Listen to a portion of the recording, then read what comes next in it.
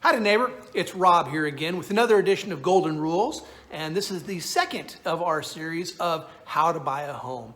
As mentioned before, if you're a first-time home buyer and you don't know the process, it might be very daunting, or if you haven't bought a home in decades, the process might have changed since you bought a home, and so you might find this to be useful. If it is, drop me a comment down below. I would be more than happy to hear about how this has helped you, or if your experience has been slightly different. So absolutely, let's continue on with our series. So last week we talked about speaking to a loan officer and why that's so important. So now you know how much you can afford. Congratulations. You're ready to talk to a realtor, right?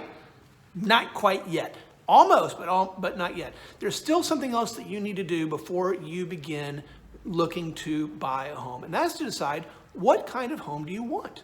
For many people, the single family home in the suburbs with the white picket fence, family of 4.2 with a dog, those kinds of things, that's going to be what it is that drives them. But you might not be that person. You might want to live in a high rise near the downtown or near some business district. Or you might find that really you get the most bang for your dollar in a townhome. That can be something like that. Or maybe you've decided, hey, I'm going to chuck it all. I'm going to my retirement and I want to live out in the country somewhere in some rural area with acreage, right? These are all decisions that you need to make in terms of the type of home that you're looking for. In addition, the location is very important, right? I'm an agent in Houston. Houston has a lot of sprawl. You can live in a lot of different areas.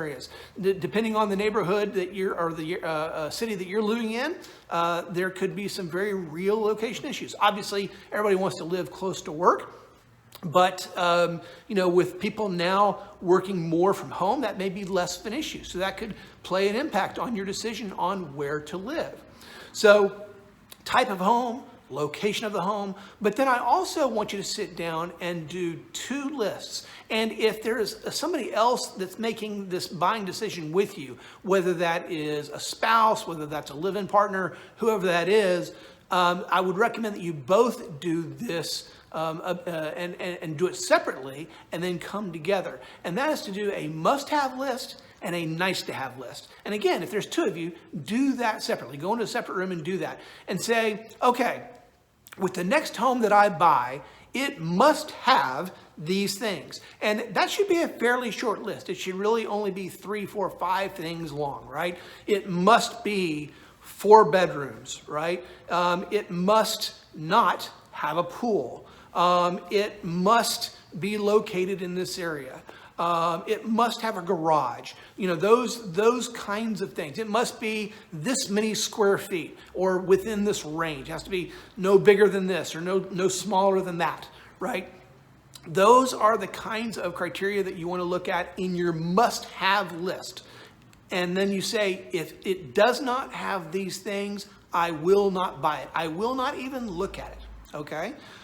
Then you'll do another list, and this is the fun list. This is the nice to have, right? So this is if it has a game room, I'd love to have that. I would love for it to have a pool. I would love to have a 3-car garage. I would love for it to be in this neighborhood or that neighborhood, right? Would love to be zoned to this school district or whatever, right? So look at those things, and then what you'll do is you'll compile your list of must-haves and nice-to-haves, and that'll give you your starting point. Now, if you have a spouse or you have a significant other or a live-in partner or whoever that is, then the 2 of you come together, you combine your lists. Again, that must-have list should not be more than 3, 4, 5 things, right? Because the more that must-have list, the longer that list gets, the more that you are going to eliminate properties rather than adding properties that you can be looking at. So you want to have that nice and compact, and especially on that must-have list, you really want to hammer those things out. If you're living with somebody else, you want to hammer those things out with that person so you have a very clear vision on what those things look like, so that when you go out and look and you fall in love with a home and you say, oh, it must have this, and it doesn't have that, well, that should tell you should keep looking, right? You don't want to get too carried away in an emotional process and then end up buying something that 6 months later you absolutely hate. Hopefully this has been helpful for you, and tune in next time for our next edition of the series.